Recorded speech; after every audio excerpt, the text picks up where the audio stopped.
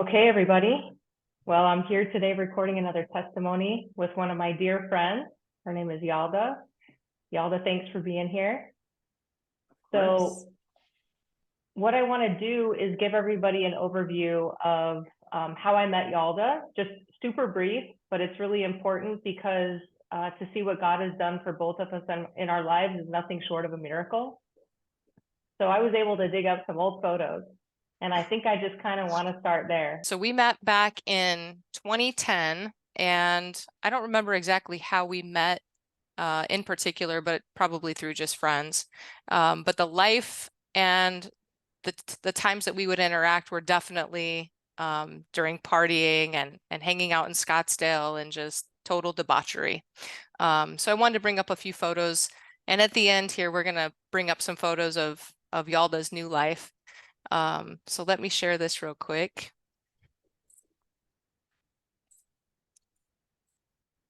And I'm bringing this up not to glorify the past, but definitely to make sure that people understand that we all do have a past. And I think it's amazing that God can change us. So these are just a few, there's about 5 of these photos here of Yalda and I hanging out in clubs and drinking and, doing all the things in the world that people did prior to Jesus. So this is just a very special testimony for me to share. And let's just jump into it. So Yalda, tell everybody a little bit about how you were raised, how you were brought up. Well, I was actually born in Afghanistan. In the 80s, there was a war. And so in that time, my parents had to escape the country, and we got to America at some point. We came here sponsored by a Christian family, actually, which is really interesting and awesome. Our number was, we were in a lottery system, and we waited almost about a year and a half, almost 2 years, until our number was drawn from a lottery, and this family sponsored us. We came to America by way of New York. I spent most of my early life in upstate New York. When we got here, not a lot of people then were familiar with Afghanistan, Afghans. There was not that many people there to help. However, we were placed in a housing projects area where there were some Afghan people. And so most of our life, my childhood up until early teens, was spent living in the projects in upstate New York.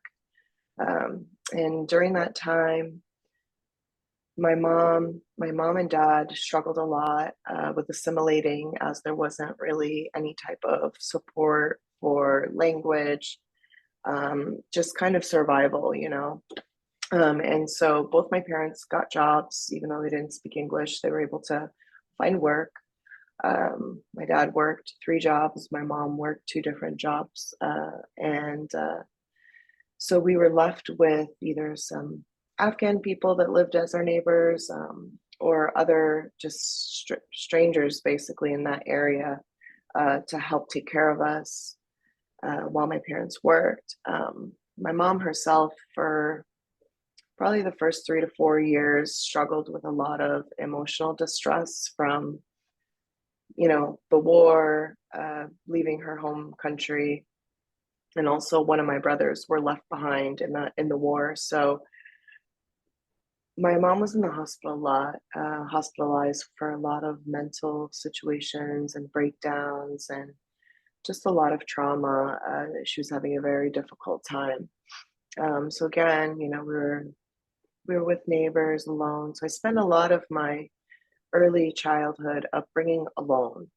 If my brother was home taking care of us, my eldest brother, he was also trying to assimilate and figure out, how to live and be in this new world. And so we all were kind of in our quiet little corners, not really socially interacting with anyone. and had my dad working a lot. And when my mom was home, she was either crying a lot or having situation and episodes with emotional and mental breakdowns. So a lot of not intentional neglect, but unintentional, not really being tended to, not being cared, no attention, no love, not because it wasn't there, but there was a lot of trauma there. My mom herself, before my dad, as a teenager, young teenager, was given away to an elderly man. So she carries her own traumas from her childhood outside of the war and coming to a different country on the other side of the world. So she had a lot of problems. And her mom, God bless her heart, but she was also a young bride. She was engaged at 6, married off, and sent to her husband and in-laws home when she was about 9 years old, my grandmother. And so this is a child essentially in her teenage years. Or in my grandma's teenage years, she was about, I think, I'm not sure what, but she was well under 16 when she had my mom. And so she wasn't really the most gentle mother. And so my mother herself was abused a lot physically for any wrongdoings. And wrongdoings there in Afghanistan is talking too loud, talking back, just not following the strict line, you know. And so, but my mom, she got a lot of tough times as a child, as a teenager, and then as a young adult during a war and leaving her country. So she used the similar types of discipline, and you know, there's getting hit for a lot of things that didn't make sense early on in life. Or you know, I would visibly watch her either discipline my brothers or myself, fighting with my dad, you know, always being away at work, and just a lot of loneliness and a lot of disarray at home, and confusion all the time. At some point, my mom was able to get my brother, get him out of Afghanistan, the one that was left behind, and brought him. A lot of time was spent, you know, worrying about him, then my mom leaving and going to get him, and we were alone again with my dad. My dad was working still, but still, you know, neighbors would watch us and help us. He came here. He was also traumatized from being left behind, and so a lot of behavioral situations made more problems at home, more discipline that involved, you know, hitting and abuse. No gentleness, no warmth, nothing that you normally would expect. And then again, for the following 5 to 6 years, my mother's issues, because her family was left in a war still. My father's family was able to escape and get to Europe. Most of them were in Europe, Germany, England, these places. But my mom and dad saved money, worked all these jobs, and were able to sponsor all her family members to this country. Probably to the tune of like 15 different people up, and then leading up to almost about 20 family members. And each one would live with us and, you know, take up the space of the home and the attention of my parents. And so it's like we just kind of grew up, you know, and fearful of not doing anything wrong, or you get very bad yellings or getting hit or who knows, you know, just very old school Afghan style of culture or being forced on us in America. And so during that time, up until between the ages about 5 to about 11, I was very good at school. I was very eager to learn English. I became my parents' interpreter because I learned it really fast. So whenever we went to any appointments for either immigration or social services, you know, I was always trying to please my parents. And learn English fast, do good in school, make sure the house is clean, and whatever my mom would make her happy, I would try to do to make her happy, although I don't think she even knew what could make her happy. So she never seemed happy. She was always sad, heartbroken, or having some type of mental illness attack her. So again, there's people that were taking care of us, and I was sexually abused from the age of 6 till about 11, right before my 12th birthday. The person that was doing it was removed, and and that itself, it was a family member, but the person was removed from my space in our life. But them being removed caused a whole other set of traumas and kind of like sadness, because I also love this person and I miss them, and it was very confusing. I didn't understand what was going on. I myself also went through the similar, things of seeking more attention and love, and anywhere that I could get it, whether it was a neighbor, whether it was a teacher. I just tried my best my whole life to just get people to love me and like me and just pay positive attention towards me. I did well at school. I got straight A's my whole life.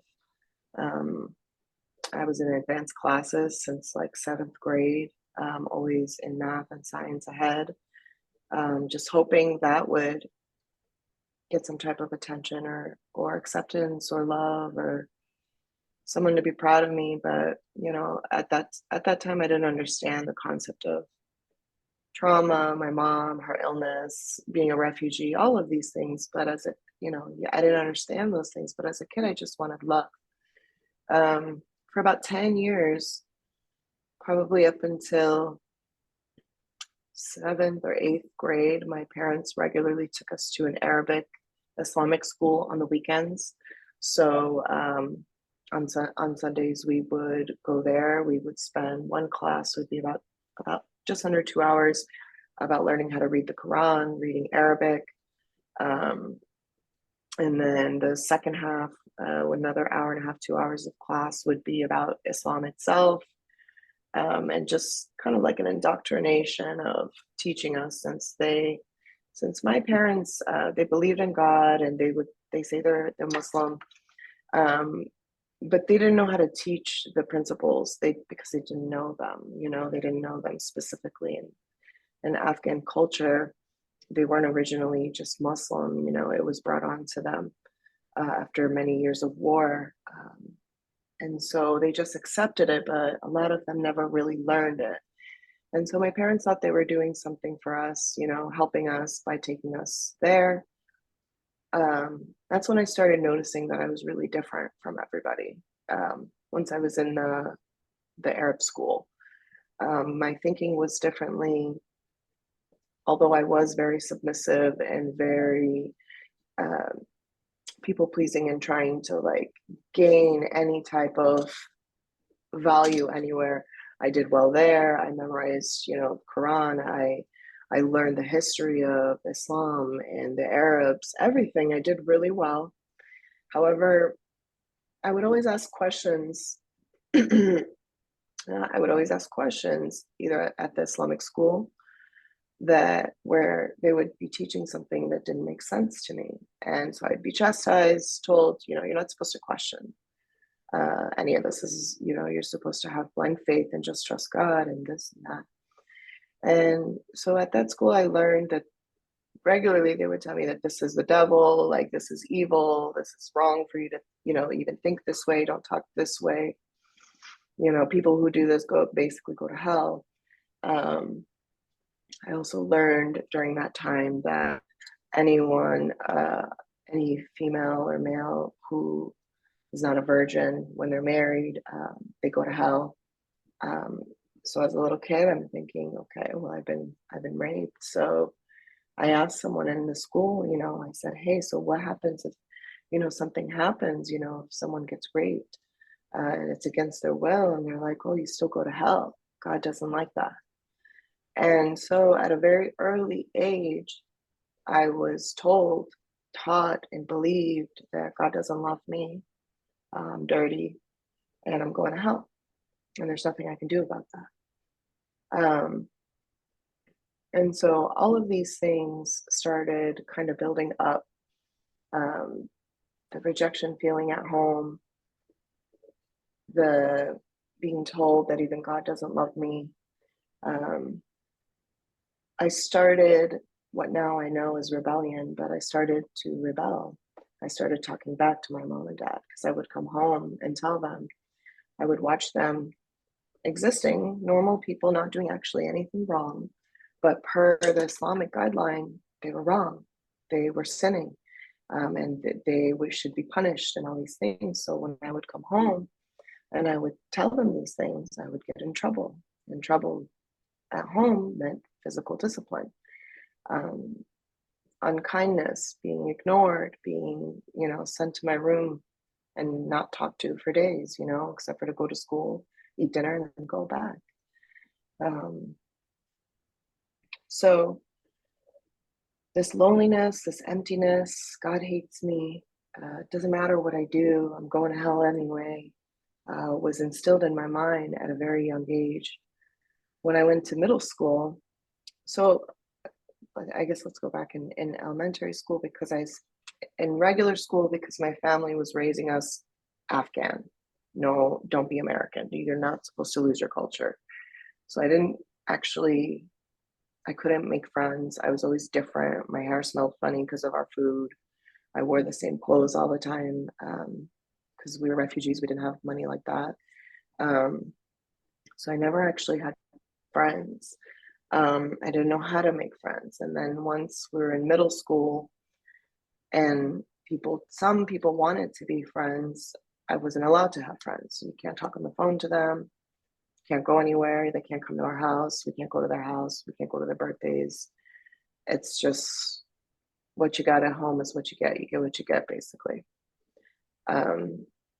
So I would get chastised at the mosque. I would get chastised at home for telling them, okay, you guys are doing Islam wrong. I'd get in trouble for it. I'd go to the Muslim school. I would ask questions like, these things don't make sense. Some of these things don't make sense. I asked indirectly about why is it okay for a young child to be married off to a man? I got in trouble for that because it was relevant to me, my grandma, both my grandmothers on both sides, my mom, all given away before they're, even 15 years old. And I got in trouble for that. And they called my parents and told them that I'm not a good person, basically, and I'm causing problems. And I'd go home and I'd get in more trouble at home. And although I was always trying to be good, not do anything bad, not do anything wrong, get good grades in school, help around the house, everything, but every time I tried to find the truth, I would get in trouble. And so then I learned to stop telling anyone anything that was going on in my head and hiding things. I started hiding things from everyone because I was afraid of getting in trouble or getting hit or being not liked. When I went into middle school, I just remember in 6th grade, there was these boys talking about, oh, we can tell when someone's not a virgin because their legs don't touch. And that's not true, obviously. But back then I didn't know what that meant, but I knew what I had experienced as a kid. I knew what that was. And they looked at me and they're like, you're dirty. And so 6th grade and 7th grade was a lot of people saying those kind of mean things to me, either whether because I smelled funny or I looked different or my English was funny, or boys teasing me with that. And because obviously I had something, my reaction was always, leading them on like, oh yeah, she's not, look at how she's acting. And so I think in my 8th grade year is when we switched schools. My dad finished college. They had saved a little bit of money and they moved us out of the projects as soon as he got a good job. We went to a new school. It was the school that I grew up in, where the projects were, it was very diverse, all kinds of ethnicities. The new one that we went to in my 8th grade, it was you're either Italian or you're Irish, and everyone grew up together. It was a very small town, and so everyone was already knit tightly. And me starting in 8th grade there, again, no friends, hard to even relate to anyone. I went from an inner city to a rural, I guess, school where everyone was very, very openly like Americanized, because their families have been here for multiple generations, and I couldn't do any of the things they could. And at that age, it really started to bug me.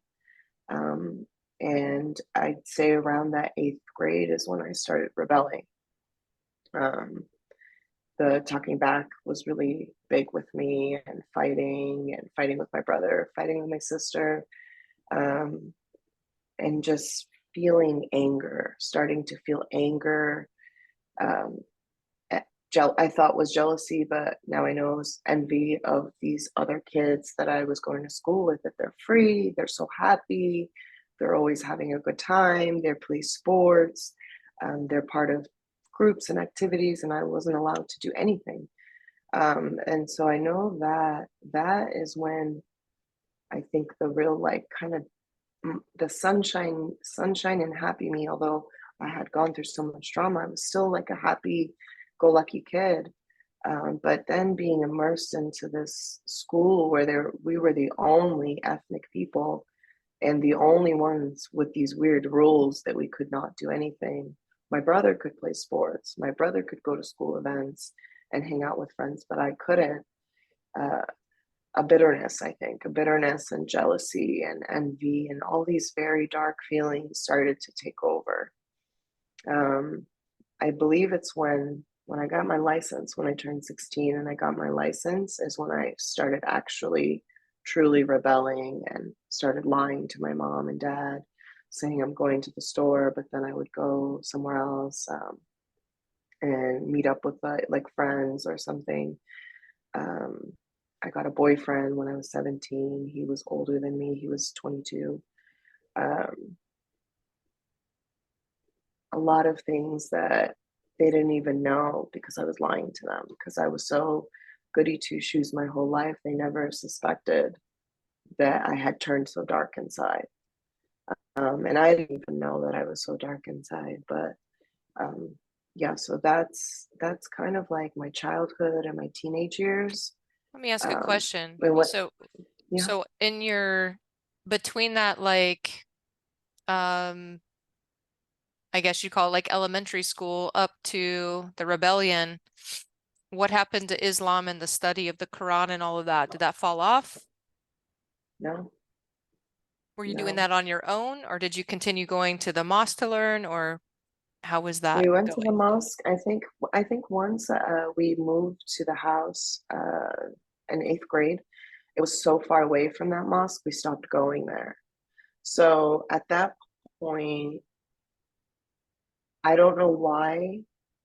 I still don't understand why. I just was a Muslim, and I never in my mind even thought once, like, to not be. I think I was scared of it, because I knew that if you leave Islam, you get killed. So it's not that I thought, oh, maybe I could be a Christian. No, it just, I think the fear is there, so you don't even think about it. You just are. And that's it. And so I'd say my family we were raised like faithful to believe and defend and be, I guess, honor it. But I didn't pray 5 times a day, but I did, like Ramadan, I would fast every year for the 30 days. I would pray sometimes, and certain times we would go to the mosque. But once we moved, I wasn't reading Quran. No, I wasn't. I was just existing. I was just living. And if someone asked me, what are you? I would say, oh, I'm a Muslim. Okay. Gotcha. And what do you believe in? And I would just share the things that I believed at that time, that I was taught. Okay. Yeah. So from 17 up to, you know, probably your salvation story. What was going on in those years? So from there, we moved to Arizona. And big move. My dad took a new job and it was a field position. So as soon as we moved here, he had to leave. He had to leave the country for like 3-4 months at a time. And so it was myself, my sister, and my mom in Arizona by herself trying to figure stuff out. And that was really tough for me. My mom, again, was displaced from her family that, she had just curated everyone to be together again. And now we're on the other side of the country alone. My dad's not even here. He's not even, able to come home at night because he's out of the country. And, I had a teenage daughter, my sister, and then myself. I was about 20. And the fighting just got really bad between all three of us. I always tried to defend my sister because my mom's thinking still wasn't rational. She still hadn't assimilated. Even being here almost 18 years, she was still stuck on, this Afghan way of life and thinking and behaviors. And I just couldn't do it anymore. And one last big fight we got into, and I just grabbed my stuff to leave. My sister wasn't happy about it. We got into a physical fight. She tried to stop me, and I just knew I couldn't be there anymore. I had to leave. I grabbed my stuff. They weren't letting me take a lot of my things, so I said, just forget it. I don't care. I just don't want to be here anymore. And so I left. And when I moved out of the house, this prompted what is it called? Like, I don't know what it's called, but like my whole family was told to not take my calls, not to speak to me. Even if I needed help or anything, which at some point I did, I was on my own for the first time in a completely foreign place. And I did need help. I needed money. I needed help. I couldn't figure out how to manage anything being sheltered my whole life. And every person I called wouldn't answer me. And then one of my family members told me that your mom and dad said to not speak to you and to not help you, and that you need to go back home and you need to apologize and basically repent for all of these things and go back to the Afghan way.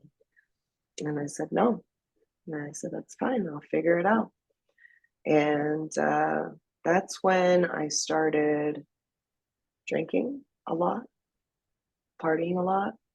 I started working in nightlife at different clubs. Started going to all kinds of places, strip clubs, regular nightclubs. I'd work at night, I'd bartend. I was working in places where I could make a lot of money fast, and try to just figure out day to day what's going to happen. But I was also, the nights that I wasn't working, I was going out to clubs and getting really, really drunk, blacking out, not remembering anything, sometimes driving, not knowing how I got home, don't even know how my car got, like just really, really, really dangerous situations.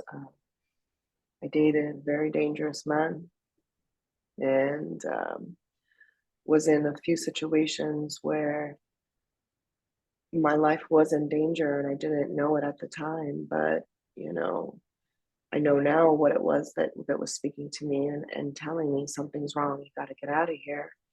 And I didn't know how, but instantly something would come to my mind and I would escape a situation. In both those situations, I would have ended up dead had I not listened to this voice inside of me. After that, those two situations, drinking a lot, I was doing ecstasy, taking it every day, 4 or 5 pills a day. At one point, I was taking like 10 pills a day, and drinking. And I finally just, I was at a breaking point, And my sister actually told me, she said, I know what you're doing. Me and mom know what you're doing. We know where you're working. Um, just give it all up. Come home. Come home.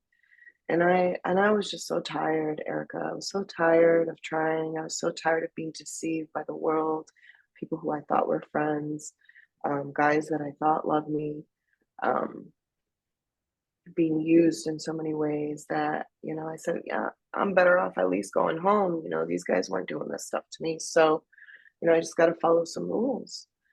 So I went back home, and I went home, and things were going okay. And then there was a guy that was introduced to me through family, kind of set us up to get married. I didn't know him very well. He didn't know me at all. We just saw each other a few times, and he proposed to me. We got married. Um, but he proposed to me. We got engaged, and probably about a month before our wedding, I couldn't do it. I was doing it to make them happy. It was the old Yalda again. Maybe this will make mom and dad love me. Maybe this will make my family be okay with me and who I am, and forgive me for the things I've done if I, marry an Afghan man, and, do the Afghan thing. And this guy was not compatible for me. I won't sit here and say anything bad about him, because we all have our path, but he was older than me. He was a lot older than me. And he knew a little bit more in life than me, education, age, everything. And I don't think he handled me and our situation well. And so I started unraveling again. And a month before our wedding, I tried to kill myself. I took a bottle of Tylenol PM, a bottle of sleeping pills, and I like ran away. uh, I was driving. I was driving, and I remember my car getting shut off on me by like OnStar, because they called and they said like she's in danger, like she shouldn't be driving. So they shut my car off. I got out of the car, and I guess I walked into one of those man-made lakes. And I'm not sure how or when, but they found me. They found me. The police, the fire department, and ambulance. They came. They tracked my car down. I don't know how they knew to look for me in the lake, but they found me in the lake. They pulled me out, um, and I was out. I remember some things, but then I blacked out. They had to bring me back to life. They took me to the hospital. I believe that's the first time I feel like, and I thought I did see the devil. Um, and it scared me, and it scared me a lot. It was a darkness, an empty, scary feeling, and he was luring me with things, to draw me towards him while I was unconscious. I guess I could still talk. I was talking, but I was not aware of where I was. I was not aware that I was in a room at a hospital. I was talking to him, and he was talking to me.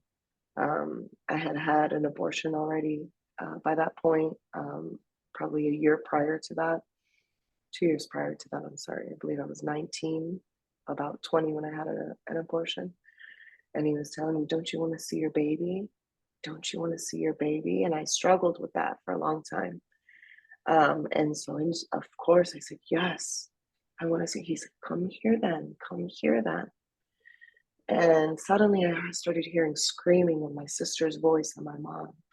Yalda, no, don't go to him. Don't go to him. Please come here, come here. And eventually I snapped out of it, because I could hear the pain in my sister and my mom's voice, and my dad's crying. So I turned away from him and this little bundle that he was having, trying to tell me this is my baby and to lure me to him. And I woke up and I realized I'm in an emergency room, and they had been pumping my stomach. And that's when I realized that I almost died. Like, truly, my Wow. heart stopped at one point, but I was almost successful at it. I'm not sure how, but And they how found me old in were that you lake. then? How old were 21. you? 21? 21. Okay. Yeah, 21, about to turn 22. I got out of there. they sent me to a bunch of places. They kept me in the hospital a few weeks, and they sent me to some psychiatrists and therapists, and they diagnosed me with a bunch of stuff: schizophrenia, clinical major depression, bipolar, all types of things. When I was in New York as a kid and as a teenager, I was diagnosed with juvenile rheumatoid arthritis, all these other strange illnesses that a young, healthy kid shouldn't have. But I had them, and they're all diseases that can't get better. They won't get better. They're degenerative. And so I was released. I went back to my parents' home, and I don't know why, but I still followed through with the wedding. I still got married, even though I wasn't certain of it, and I didn't believe that it was for me, but I still did. And then once I got married, I saw the other face of this man, and after about 3 months, I was like, there's no way. There's no way I'm not doing this. So I had come to a decision where I had to make was, well, my parents basically shunned me, or whatever it's called, for moving out of the house. What are they going to do when I get a divorce? They're probably everyone's going to throw me away again. And at that point, I realized, okay, you got to love yourself a little bit, Yalda. Like, you can't just live for everyone, or else I wouldn't be a human anymore. And so I decided that I'm going to get a divorce. We're going to break up. I'm not going to stay in this marriage, even if that means losing everybody.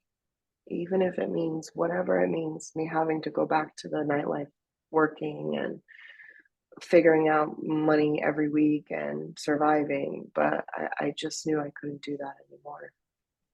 But luckily, my parents their response was not what I thought. And they instead we just want you to be happy. And that's the first time I ever heard that in my life. And I'm 22 at this point. And so they surprised me then. And I realized, like, wow, okay, so maybe people are capable of change. Maybe God is answering. Like, maybe God is hearing me, because he knows that I don't want to lose my family, but how do I stay here, But they supported me. I got the divorce and left. And went back to my parents' house again. And by that point, my parents started changing. They started becoming a little bit more American, if you will, more open-minded, more understanding, even more loving to each other. It was probably by the time I was 22, 23, it was the first time my parents said, I love you, to each other in front of us.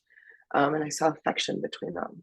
And so there was some things that started happening in front of me that I never thought was possible. I was still Muslim, not by, I don't think it's a choice. I just was. Like, to me, it was like, just like I'm Afghan, just like I'm a woman, I'm also Muslim. I never in my life still thought I was even allowed to, or even could leave. I don't know. But the way that I was taught in Islam about Jesus,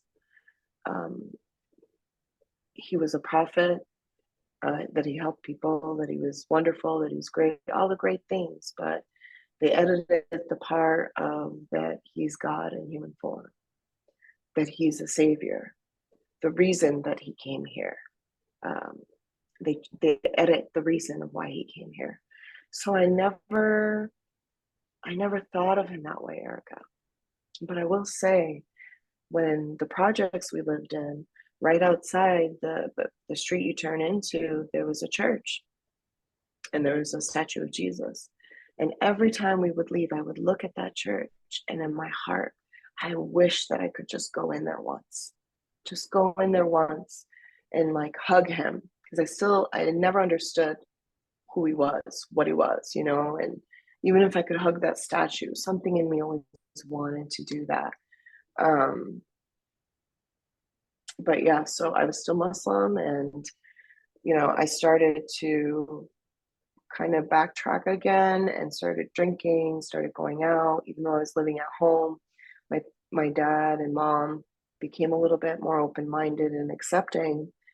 And I believe now I may have taken advantage of that and started going out and really going out and kind of justifying that I have a good job. I worked at a corporate company. I made really good, decent money.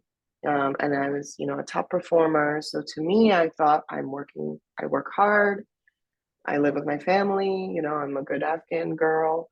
I'm working. I should be able to go out.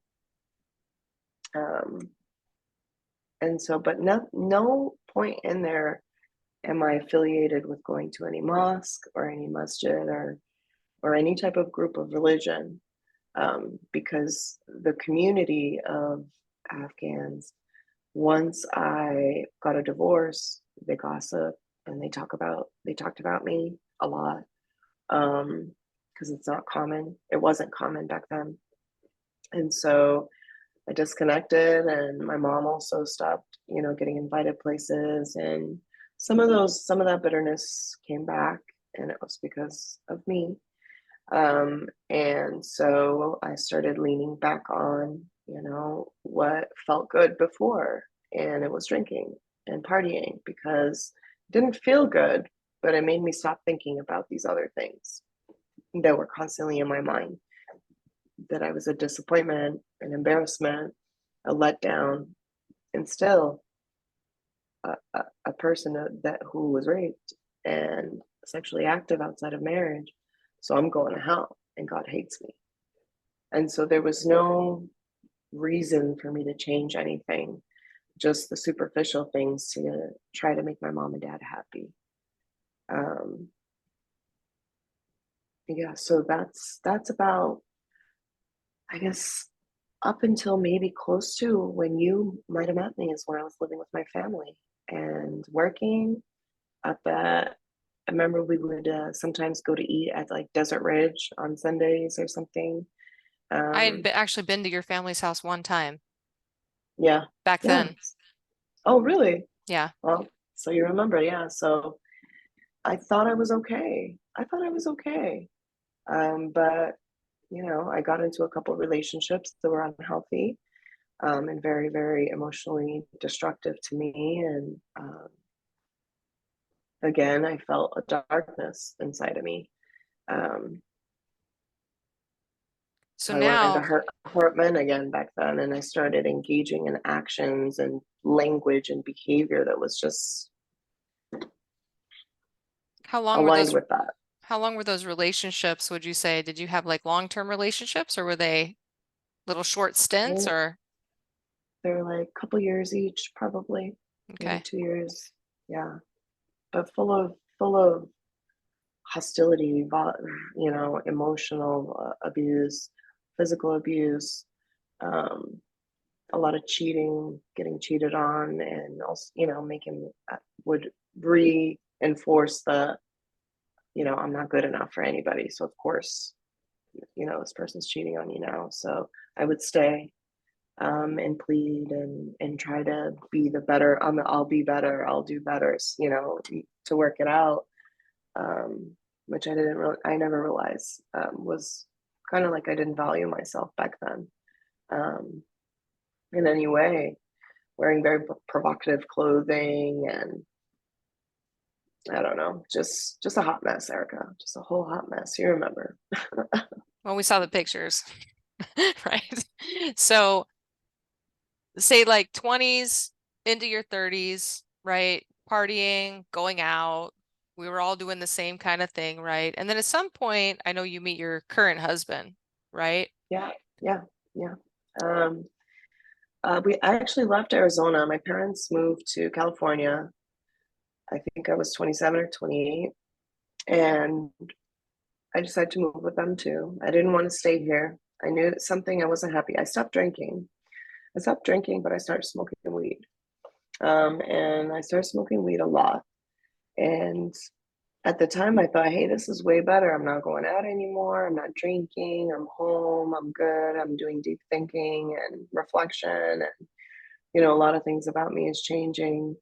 We moved to California. I got back into school. Wasn't going out, wasn't drinking again. You know, I got a little job and everything was going okay. I went to Germany. My uncle was diagnosed with brain cancer.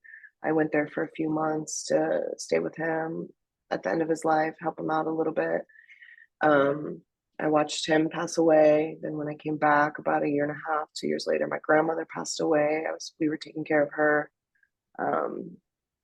So I had those situations occur, and I kind of was able to full circle see like a circle of life and what it seems like. I moved to Arizona to help my brother get back on his feet. And at that time, a girlfriend of mine, she was managing a store, and she's like, "Why don't you just stay out here, work, you know?" And I was like, "Okay, cool." So I stayed here. I worked as an like operations associate, grew in that company to like a management director level. Wasn't drinking a lot, but was smoking every day from morning to night, all day. As soon as I woke up, during breaks, lunchtime, like on the hour. Um, for the body ache pains from all of my arthritises and issues, but also the mental kind of calming to not have racing thoughts nonstop, but to just kind of shut it all off, right? And I was working at a particular store, and my husband ended up working there too. I didn't know at the time he was going to be my husband, but we worked together for about 2-3 years, and as we were just friends, you know, never in my life did I think that I would ever get married again, because I swore I wouldn't. But definitely not him either. And then after we went our separate ways, we both got promotions.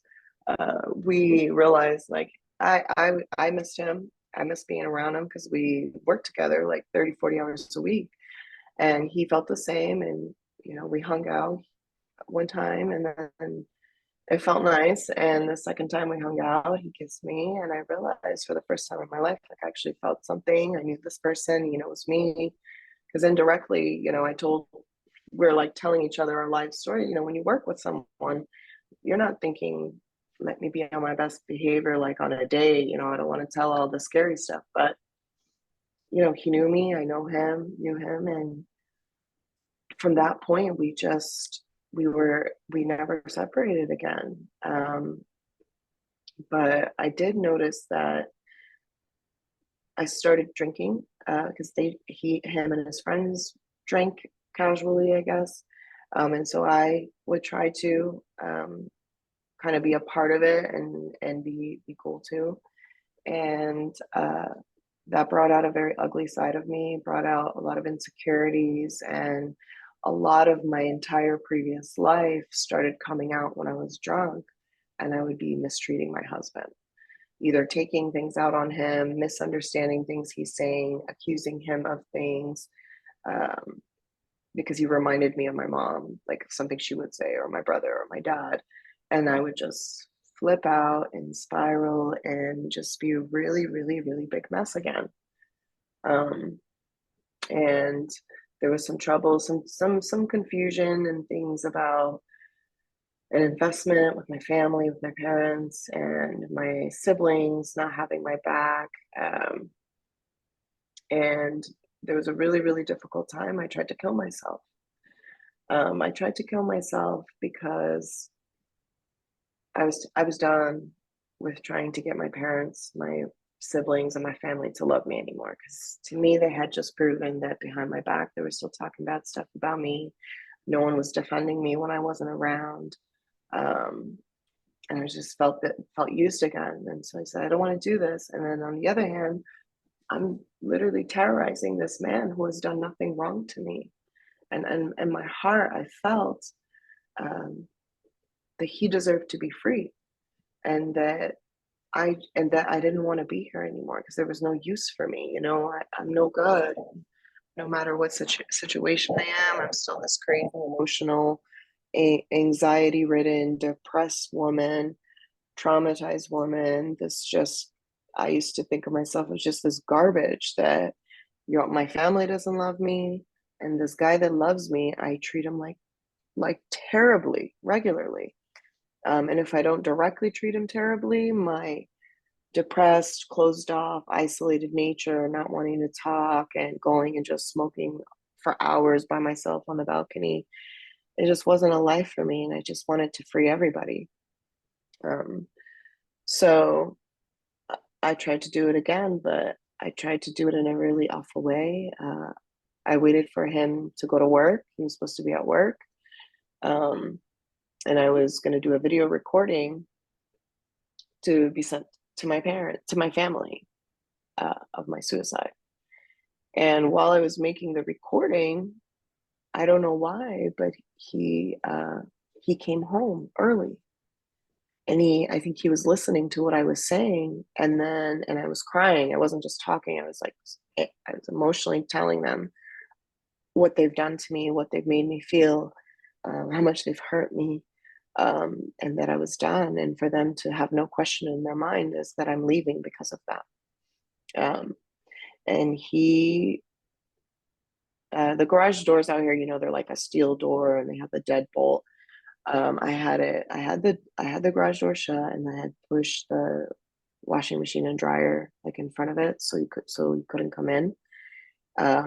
He pushed through that door. He busted that door. The door was like hugely dented. We had to replace it eventually, but he got through that door. He got through the washing machine and dryer and stopped me from hanging myself. Which then I started cursing God. I started every F word, not like I hate him, because I've always loved God my whole life in my own way, not what was taught to me, because nothing made sense to me, right? At the mosque school, I'm like, that doesn't make sense to me. Like, I don't believe God's that way. I was like, why won't you even let me do this? You didn't let me do it last time. You didn't let me do it this time. Everyone uses me.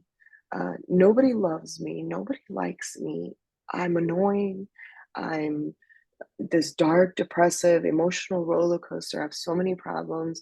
Why won't you just let me go? But it was filled with curse words.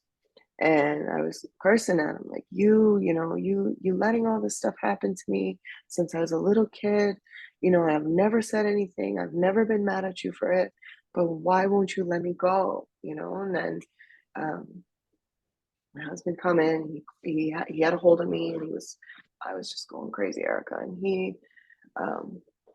he's hugging me, kissing me. He's like, I love you. I love you. Don't do this. I would be devastated if you leave. I don't care. Whatever you think is wrong with you, it doesn't matter to me. I love you. Don't do this. Don't you do this to me, Yalda. And I was like, my family doesn't love me. He said, it's fine if they don't love you. Okay. I love you. I'm your husband. It's okay. Just let's try something new. Please don't do this again. And eventually my screaming and lashing out and trying to wrestle him out went away, and I calmed down. And he told me, he's like, look, let's just take a break from everyone for a while. Let's just be me and you. Let's work on things. Let's get some help. Let's, do these things. Let's start. Because I kept telling him, I want to be like this. I want to be happy. I want to have a family. I want to have a happy life. I want weekends to be like fun stuff. I don't want every single day to be drama and misery and, go help this person, but that person doesn't actually care, and just very weird situations that you can't ever make anyone happy. He's like, just me. He's like, just me. And guess what? I'm already happy with you. You don't have to try anything different. And so I finally said, okay, deal. And he said, all right, now let's go change. You haven't eaten anything in 3 days, which I didn't realize. He's like, you need to take care of yourself. This is your first step. You need to go eat. I said, okay. I said, fine. And I washed my face, changed my clothes, and we started walking out. He's like, let's go grab something to eat. I started walking outside. And then while we're walking, I was like, ooh, I said some bad things to God.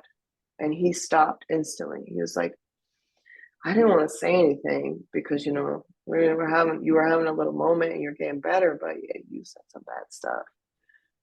I was like, oh my God, I'm so sorry. I didn't mean those things. And I'm so sorry for what I tried to do right now, for trying to kill myself. I won't do it again. Please forgive me. And I felt it. I felt like a hug almost. Like I felt okay. Like God heard me. And I was like, all right, come on, let's go. And we were walking, Erica, to the car. We were barely at the car, walking through the parking lot. And he stopped again. He said, you know what? He's like, why don't we get some DoorDash? I said, why? And I could see it in his face, the nervousness. I said, are you scared or something? And he said, yeah, you just said some really bad things. I said, but you just heard me. You're my witness. I said it in front of you. I repent. I said, sorry. And I said, and God's forgiving. Like, he's merciful. He forgave me. And he still didn't want to go. I said, what do you, and I kid you not, like, this is the wildest part, Erica, because I've been telling you how never in my life did I think to leave Islam. I didn't even think it was an option. Like, I can't change that I'm Afghan. I can't change that I'm a woman. I can't change certain things about me. I never in my mind thought that I could not be Muslim. Okay. So I just want to preface that. And whenever I pray to God, I never pray to Allah. I always pray to God. Either say God in English or Khadawan, which is God in Farsi, in Dari. And so I turned to my husband and I said, what do you need? Like a sign or something? I was joking. And he was like, yeah, that would be nice. And I was like, okay, weirdo. I was like what, right now? And he's like, yeah. I said, okay. And so we're in the middle of our condo. So like this is a Saturday afternoon. So everyone's out grilling or whatever. And I just put my hands to the sky and say, hey, God, if you're real and you hear me, I know you forgave me. I felt it right back there when I said it. But I'm going to say it again. I'm so sorry. Please forgive me. But if you hear me and you're real and you forgive me, please give me a sign. It's not for me, it's for him. This guy right here, he needs a sign for me. I know you forgave me. I felt it already. And I looked at him, I said, okay. And he was like, And I shook my head and I went to take my next step and I saw this light hit me from the ground. Okay, Erica. And I was like, whoa, what's that? Like right where I was about to step on, a light. And I was like, what's that? I bent down and moved the gravel.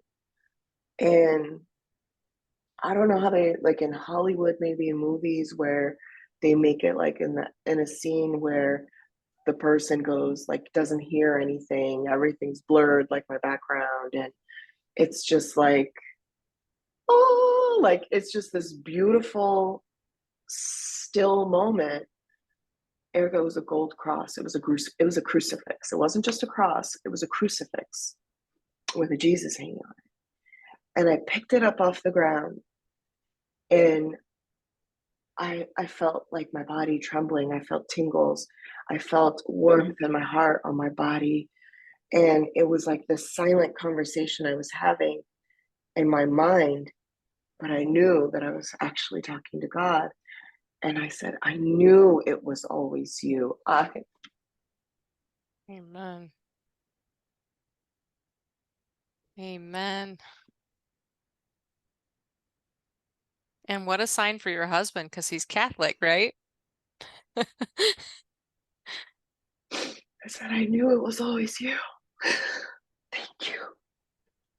And I was like, I know what I have to do now. And then I stood up. I said, a sign like this. And he took a step back. He's like, oh. And like instantly tears started pouring down his eyes. He's like, where did you get that? I said, right in front of my foot. He's like, you're lying. Give it to me. And he took it. And he's like, you really found this right here? I said, right here, right now. You asked for a sign. Here's your sign. Get in the car. Let's go get Chipotle. And he sat in the car. He sat in the driver's seat for a minute. I was just sitting there, just overwhelmed. I was just like, I always knew you were real, but something like that, I was like, oh my God, I knew you were real. I knew you were real. I knew it was you. I knew it was Jesus. I knew it was always like my heart always knew it was him. I don't know how, but I knew. And I look over and this guy's still sitting in the car in the driver's seat looking at the cross, tears coming down his eyes. And I was like, hello, are you okay? He's like, yeah, I'm fine. I said, why are you crying? He said, I'm not crying. I said, look at yourself. And he looks in the mirror. He's like, oh my God, I don't know. And then he looks to me. He's like, Yalda, this has never happened to me in my life before. I've never witnessed something like this. I said, I've never witnessed this either. I have asked for help and he's shown up instantly. But I didn't know that he was answering me even then. But this is hard to deny. And I said, no, turn that key and don't be scared. I didn't know, walk in faith and not in fear. I didn't know anything about Bible, Erica, then. But I turned to him. I said, now don't be scared. Turn the key and go. God's with us now. So, And so I was never looking for him, right. Jesus. Now we did some math on this, right? Because a family member of yours had gotten saved like a year prior that Yeah. I'm also friends with. And we had kind of hashed this out before, right? Because this person and I had started praying for you when they got saved. And I think Yeah. we did the math on this, and you had told me what about this whole suicide attempt and our prayers. It was the same week. You guys were praying regularly, I believe, almost every day leading up to the day of my suicide. Yeah. Yeah. Power of prayer, man. That is crazy. Amazing. Absolutely amazing. Yeah. So I think this takes us to your salvation story, right? And the conversion, right? And that's a whole thing. So let's get into that. Tell us about your salvation story. it's the best story.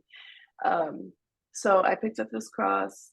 I knew what I had to do. I knew instantly that I was a Muslim. I knew it. I knew that I wasn't my whole life. I knew it. I didn't know what I was supposed to do. I just knew that I had to start seeking him now. So I started trying to learn about him, Googling, YouTube, and all of a sudden, like Christian music, rap, R&B was starting to automatically come up in my music too, right before this actually. But so then I started listening to the music, and then some of the music would have Bible verses that I would be like, wow, that's so meaningful. And then I go look it up, and that's how I started being almost like directed to read the Bible. And then this is probably like 2-3 months have passed, because still I can't believe this, and I still don't understand. I still didn't understand like how to be how do I become a Christian? I had Googled it and I saw like how simple it is, but it didn't make sense to me. Like how can it be this simple?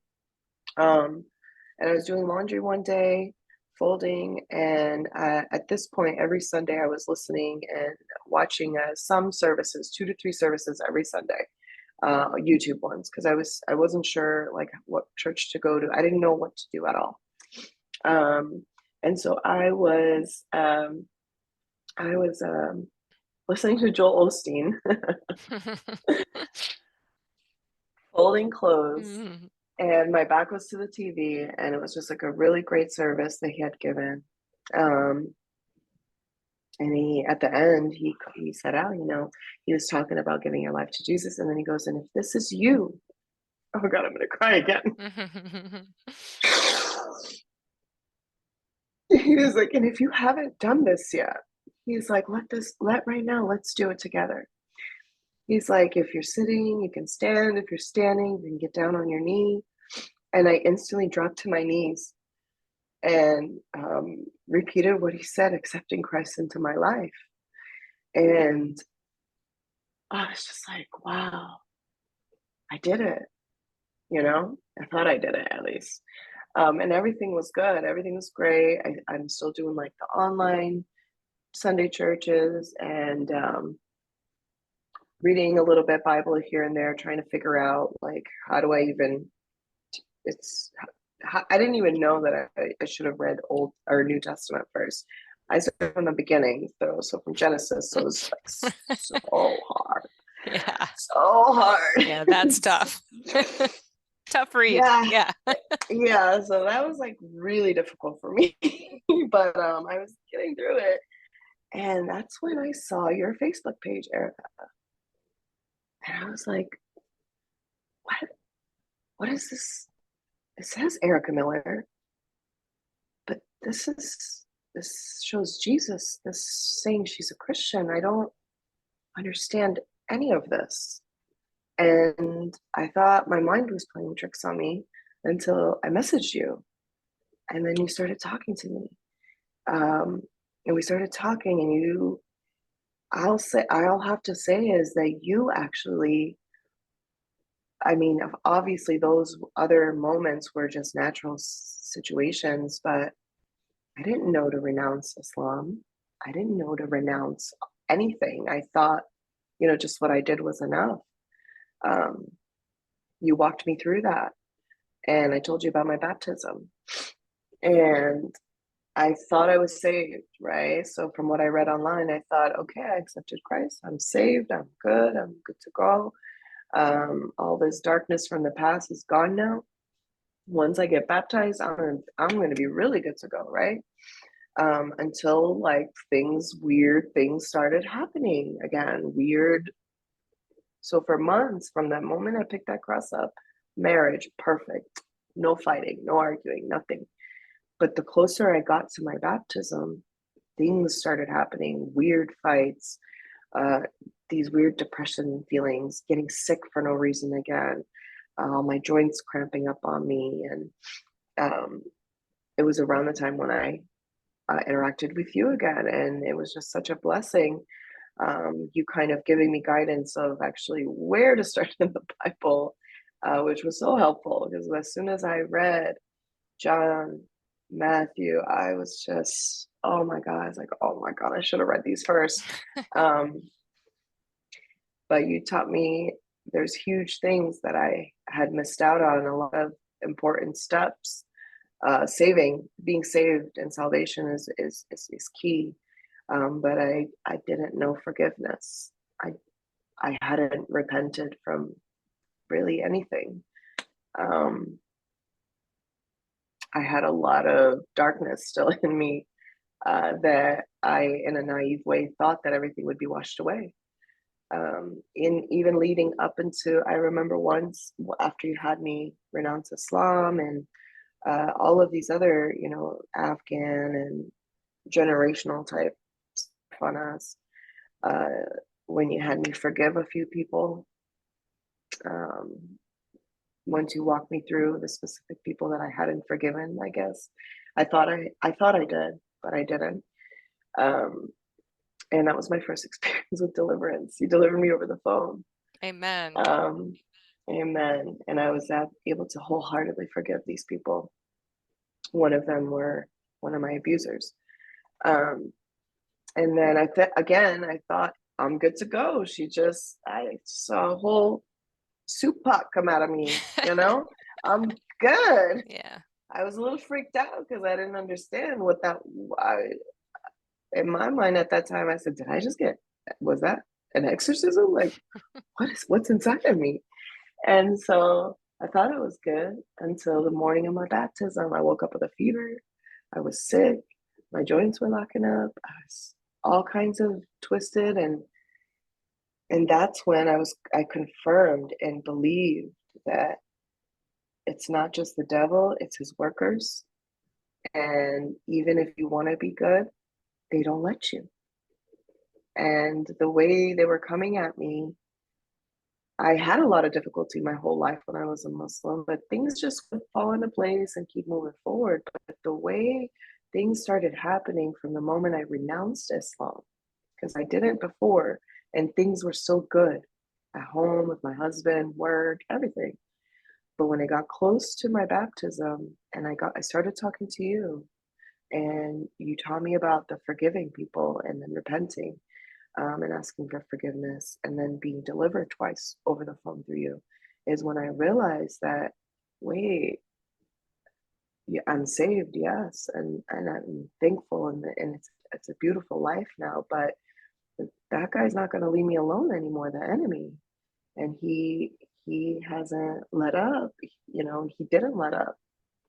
Um, but yeah, so that led me up to my baptism, and things were great.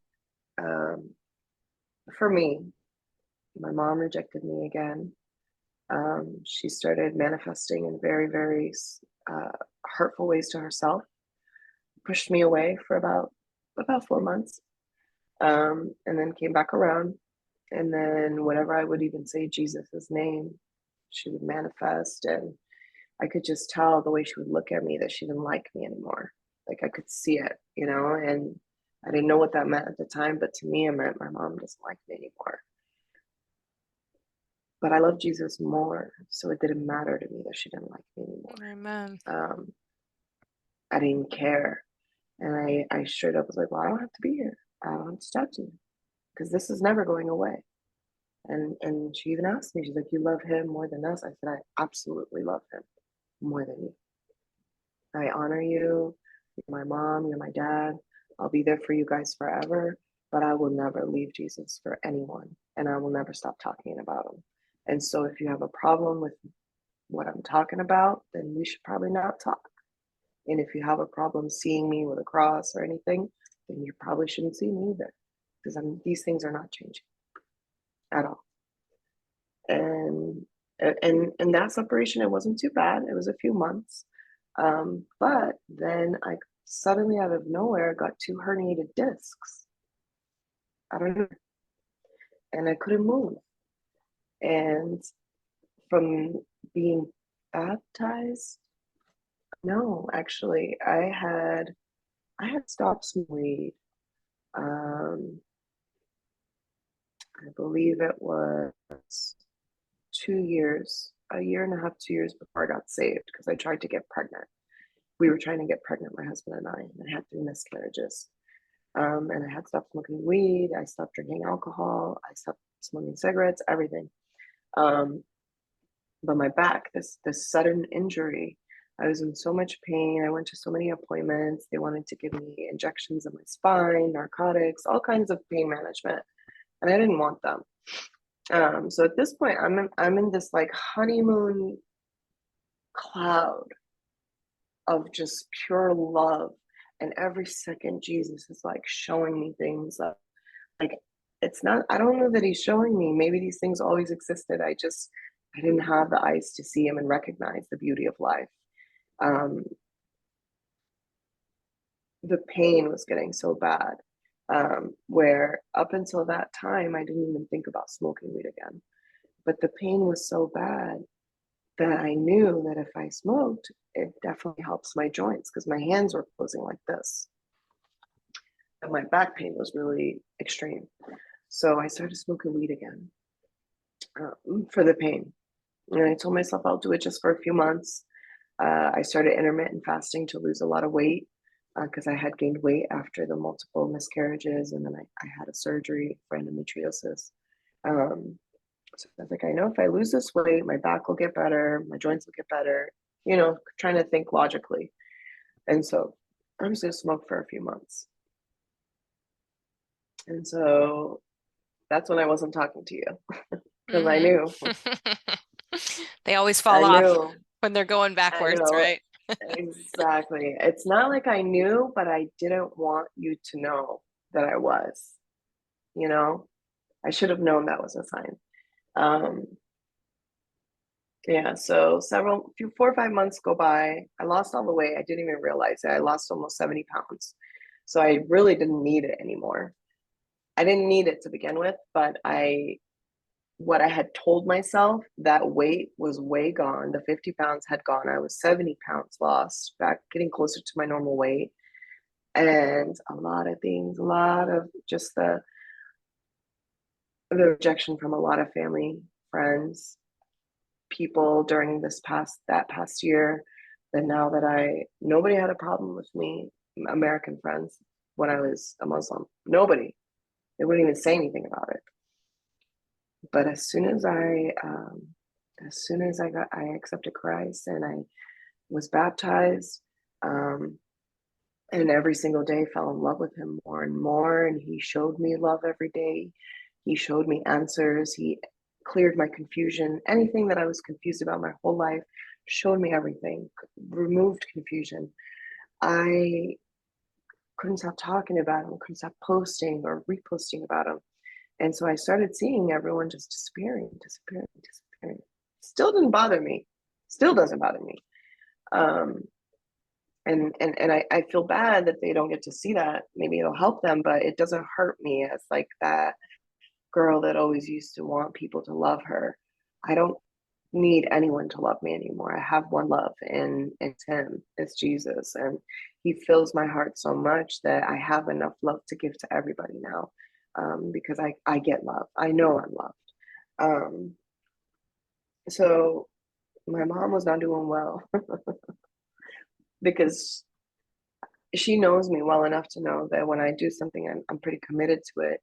And she might have thought that this was a temporary situation, but she saw that it's not, and it was just going, I was getting further and further towards him and away from them. And another situation happened, and she used my weed against me. She said, "You smoke weed, and is that what Jesus wants? And what kind of wife does this?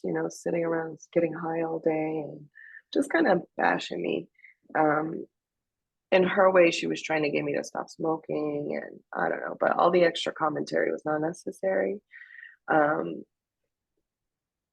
husband came home. I was sick. I had COVID again, and my COVID had turned to pneumonia, and I was sick and throwing everything up and couldn't keep anything but pineapples down and watermelon. And so he had gone to get groceries, and I had just gotten off the phone with my mom. I was crying, feeling like that little girl, Yalda from third. And he came home, and I emptied the bags, and I was like, "Where's the pineapple? Where's the watermelon?" And he's like, "Oh, I forgot." And I just freaked out on America over watermelon. And he was like, "You lost it. I'm not doing this. I'm not going to argue. Something's wrong. And I know I didn't do something to deserve this. So I'm gonna go for a walk." He went for a walk, and I just ran around the house, like screaming, crying, and, "Can you remember pineapple? Nobody loves me." And I don't know how or why, but I got my hands on a bunch of my, it's Xanax, I think. And I just took the whole bottle. I took the whole bottle, and when he came home, he saw the bottle. Two bottles. One was half full. The other one was full fill. He saw the bottles. He immediately called 911. The police came, and they handcuffed me and dragged me out and took me to the hospital. It was just such a horrible experience. And the whole time I felt like I deserve this because I betrayed Jesus. I can't believe I did this. I betrayed him. I just told him I wouldn't do this the last time. I deserve to be treated like this criminal. And I asked the people at the hospital a couple times, like, "Do you guys have a minister or somebody? Like, I really need to talk to somebody. I really need to," because the guilt was driving me crazy and I didn't know what to do. And then I called you. The thing I left out is you had been trying to get me to go to the Arizona Deliverance Center for quite a while. And I kept making excuses and reasons why I couldn't go. Most of them being like, because I never used to drive anywhere by myself at night, alone. I was scared of everything still. I was afraid to go anywhere, even though I was saved. And you kept telling me, like, "You shouldn't be. You're not supposed to be." And I was like, "Oh, she doesn't understand." But I called you that night. And you're a great sister. You're a great minister. You're a great friend. You asked me how should you deal with me in this call. You need a supportive friend, or do you want the truth and actual ministering? I said, "Give me the truth. I need to be directed in the correct way. This can never happen again." And he said, "It's the weed, sister. You backslid." And I said, "You're right, right?" Yep. 100%. We just leveled, I was we wrong. leveled the playing ground. Yeah, it was really good. And it took me about a week because I drove to the center a couple times after that. I drove there and then I just left, drove around, didn't even get out of the car because I had these weird feelings. Another time I went and my tire lights came on, like as if all four of my tires were going flat. So many times. I tried to go there 4 times from that Sunday and it didn't work. And then finally on a Thursday night, I believe, I drove there, tire lights coming on and off, all kinds of weird stuff happening. And I was like, no, like I have to do this. I can't, I can't let, and the only reason why I was going was because I can't let Jesus down again. That is the only reason, Erica, where I was like, I gotta get there. I gotta get out of the car. I gotta do this. This is not just about me. Like he saved me. He saved me, and he saved me when I was a kid, even before. I remember so many times I called out to God and he helped me. And that's why I knew when I said, I knew it was always you, because he showed up in my life so many times. I just didn't know. So I was like, I gotta do this. I can't, if I'm not doing this for me, I have to do it for him. And so I got there on a Thursday night. I parked the car. I got out of the car. I was sweating, nervous, scared, looking over my shoulders because the son had already said, like, I'm going to get kidnapped or killed. It's crazy thoughts. And I walk up to the door and I was listening to Brother Rick on the way over there. I had him on the phone on YouTube. I was listening to the service. I get there and I pull the door and I pull the right hand of the door and it's locked. I started crying. I fell to my knees and I started bawling my eyes out. I said, no. And I remembered, I said, no, this is the enemy. This is what Eric was talking about. I said, no, I hate you, devil. I said, you think I'm not going to go? You think because I'm scared now, I'm going to leave? I don't care that I'm scared. I'm not leaving here. I need to be healed. I need to be fixed. And so I just pulled it up on my phone again and I was crying, snot coming out of my nose. And there's a little bench in front of the door. And I just sat on that bench. I said, I'm not leaving, devil. You're not going to have me leave. I won't leave. And I was crying and just watching the service. I rang the doorbell. Someone's like, oh, we're already doing deliverance. And I was like, open the door for me. And so, but then I sat down and my crying slowed down and I just kept listening. And then boom, somebody walked out, the door opened and I ran in there and I couldn't climb in there as fast as I could. And I sat down and yeah, it was already altar call. And at some point, Brother Rick came up to me and put his hand on my back. Or first he said, what are you here for, sister? I told him everything. He said, your life's a wreck. I said, everything. I thought I was okay. I'm not okay. And he just put his hand on my back and it felt like almost like an elephant weight on my back. And it was just very light at the fingertips. And he just prayed for me and I fell to the ground. I fell to the ground. My body was shaking. I started feeling something coming out of my throat. And then I believe his sister Kelly came around and she put her hand on me and she started praying over me gently and then in a scary tone too, the war tone. And I was like, I felt scared, but I know now why I wasn't scared. I had a lot of deliverance, a lot of projectile vomits and it wasn't vomit, but it was stuff coming out.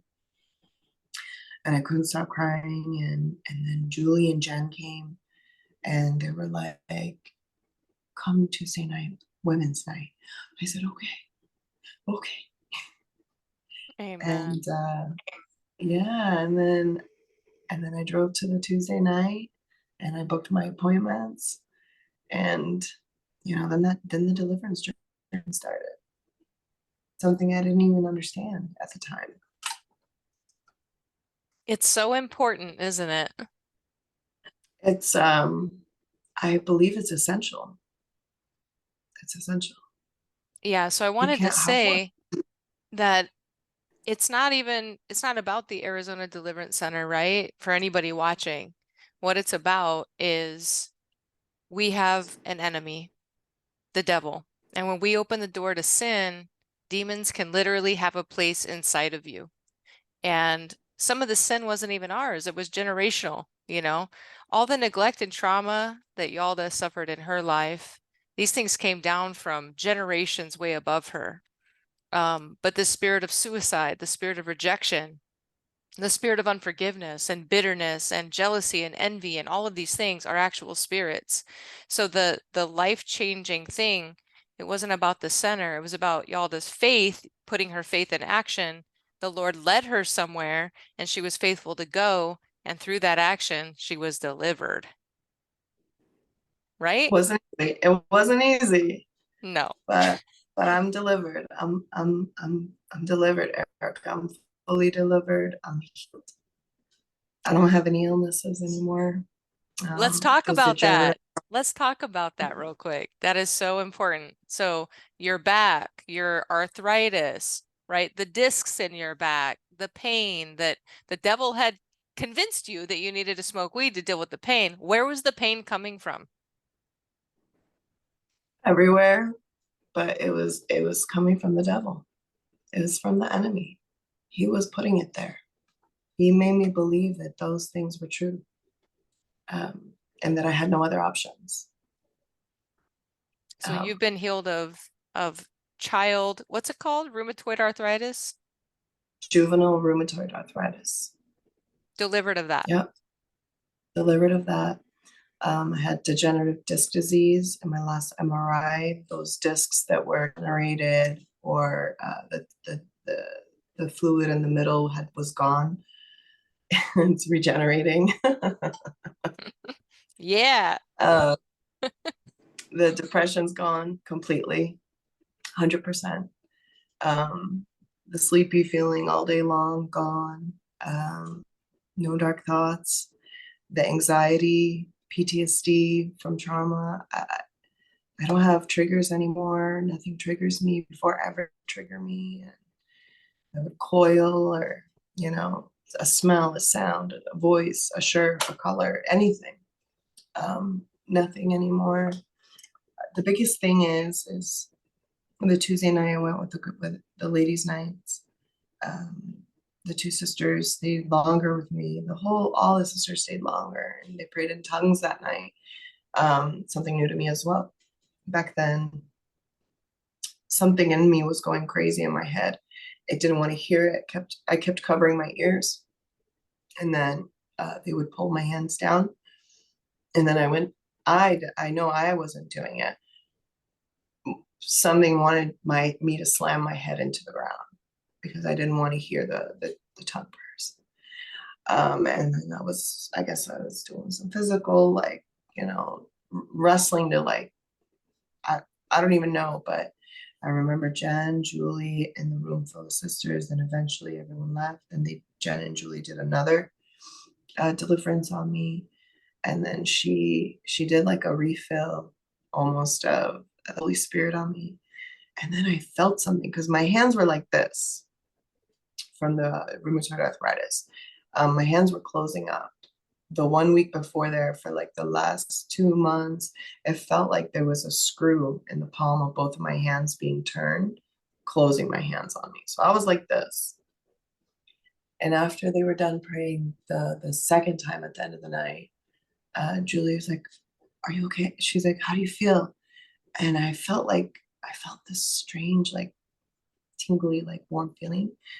And then I looked down and I saw my hands, and my fingers were straight. And this is the first time my hands and fingers have been straight in over 35 years. Wow. Is when they start curling and curving and going side to side. And one finger was all the way to the side. It wouldn't go straight.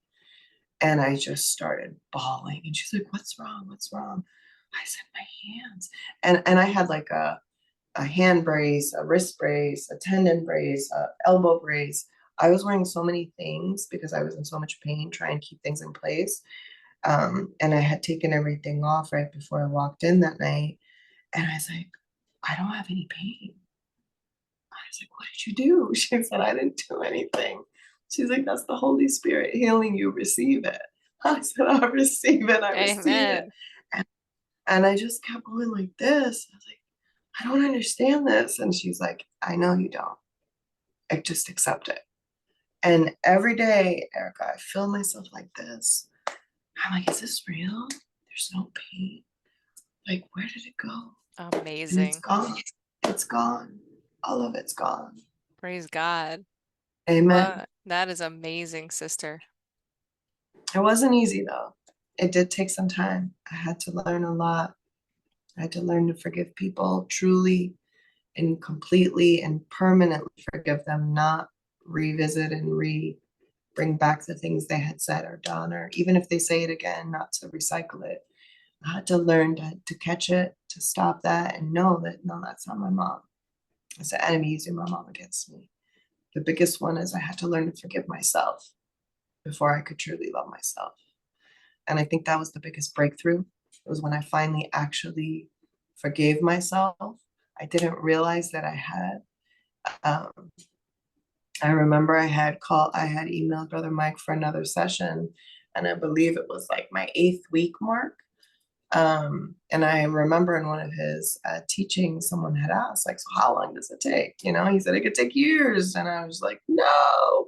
But he was like, but if you're really focused and diligent and you truly want this and you're committed, he said, you can get a lot of the big ones that are controlling your everyday life in about 8 weeks.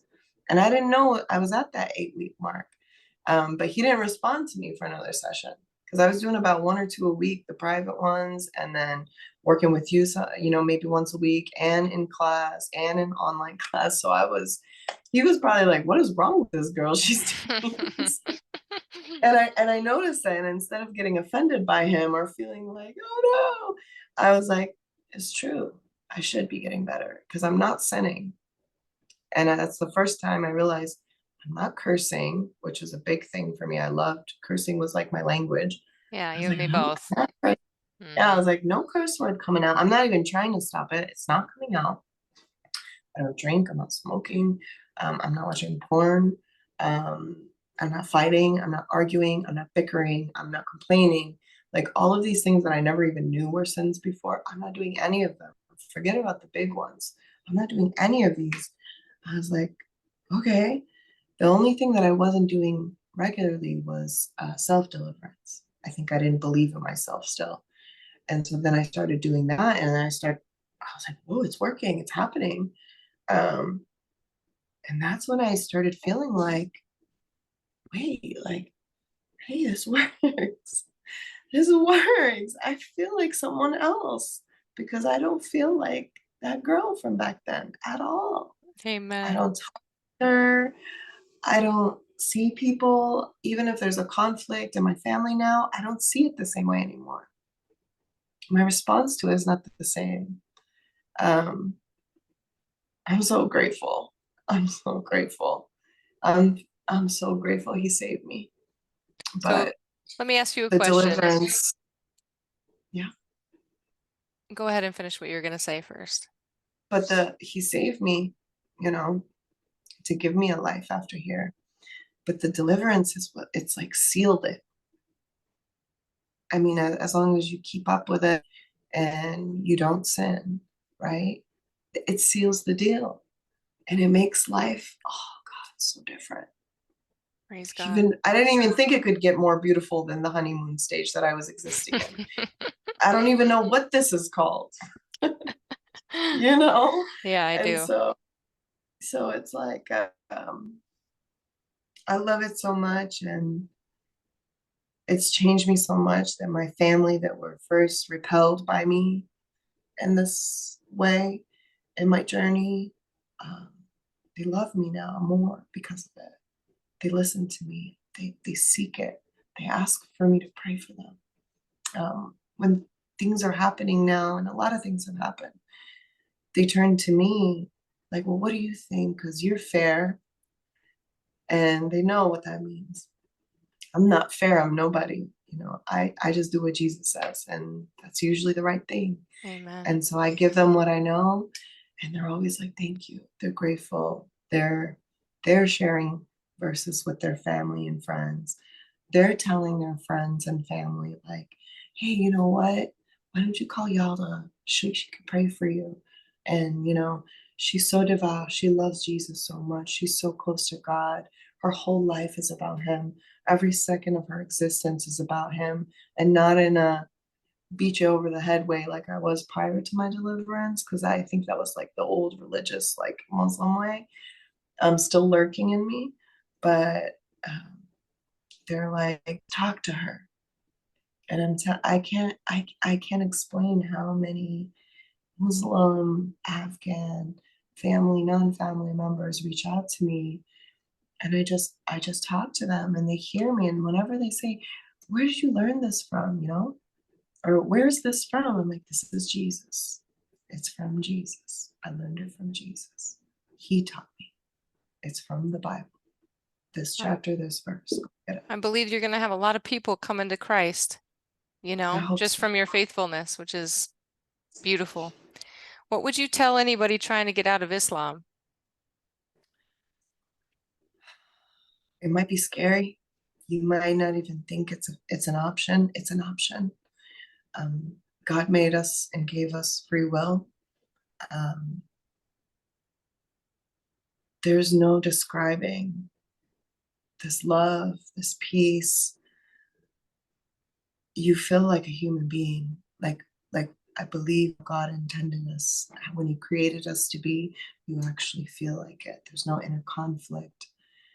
So don't be afraid, and to not be scared. I mean, if they're in a country where it's possible to kill them for leaving Islam, I'd say pray to God, call out to Jesus, ask him to help you, because he shows up, and he shows up not by you going to a church and talking to him, because I wasn't in a church. I didn't even call on Jesus. But God, Father, he knew my heart, that I was calling directly to him, nobody else. And he showed me the path. Sorry.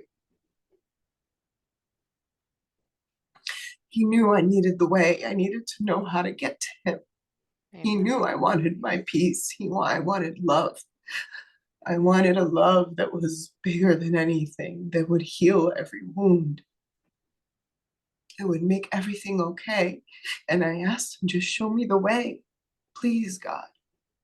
And he showed me the way. He showed me his son, who is the light of my life, the light of this world. In every chaotic moment in my family in the past few months, I have had peace.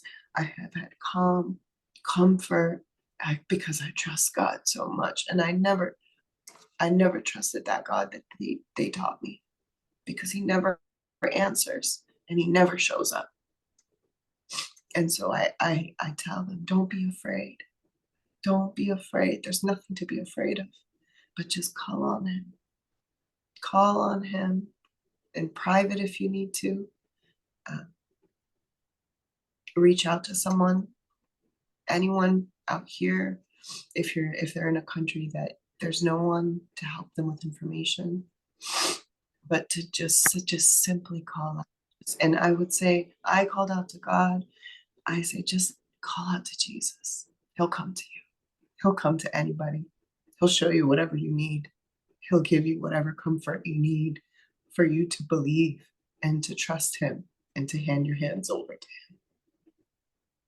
And it's worth it. It's worth it. The one thing I wish is, if I could change anything in my life, I wouldn't change anything because I wouldn't have him right now. The one thing I would have changed is to have him sooner. Amen. Much Me too. sooner. And if it meant it cost me everything, I would have wanted him sooner. Nothing can replace this feeling. Praise God. Sorry. Well, on that note, I don't think it gets much better than that, Yalda. Man, It doesn't.